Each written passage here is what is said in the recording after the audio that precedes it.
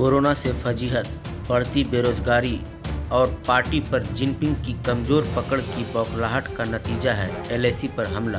Propaganda के तहत चीन को मजबूत राष्ट्र और जिनपिंग को निर्णायक नेता दिखाने की कोशिश।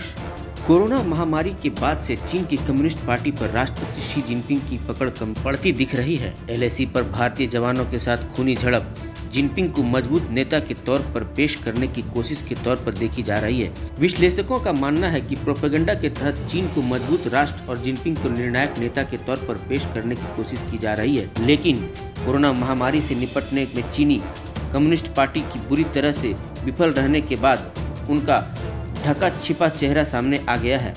हाल के समय में चीन के आक्रामक व्यवहार का विश्लेषण करते हुए चीनी मसलों के जानकार और चाइना नेशन के सह संस्थापक एडम नी ने कहा कि चीन को कुछ लोग दुर्भावनापूर्ण तरीके से अखंड देश के रूप में प्रचारित कर रहे हैं। सीसीपी पूरी तरह दुर्भावना से ग्रस्त है। इसके नेता दुनिया में वर्चस्व कायम करने पर जोर देते हैं, जबकि हकीकत यह है कि चीन टुकड़ों में बटा है। सीसीपी के नेता ही आपस में विरोधाभासी हैं। वे बस कठिन समय में एक दूसरे को जबरदस्ती पकड़े हुए हैं।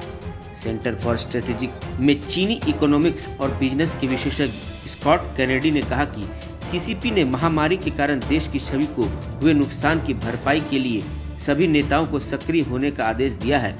इस कारण चीनी नेता इन दिनों बड़ी संख्या में सोशल मीडिया में चीन के हितों की रक्षा करते दिख रहे हैं।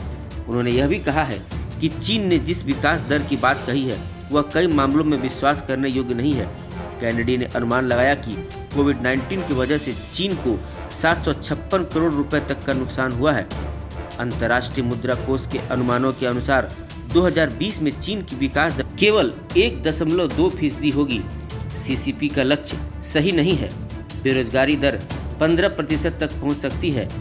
चीन ने 2020 में बेरोजगारी दर 5.5% तक सीमित करने का लक्ष्य रखा था।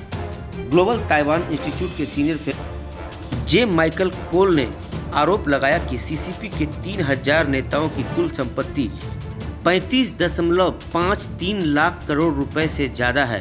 ये लोग स्वार्थी, लालची और अपने लाभ से मतलब रखने वाले हैं। उन्होंने बताया कि प्रत्येक एनपीसी प्रतिनिधि की औसत पूंजी लगभग 1220 करोड़ रुपए होगी। इंडिया न्यूज वायरल की रिपोर्ट।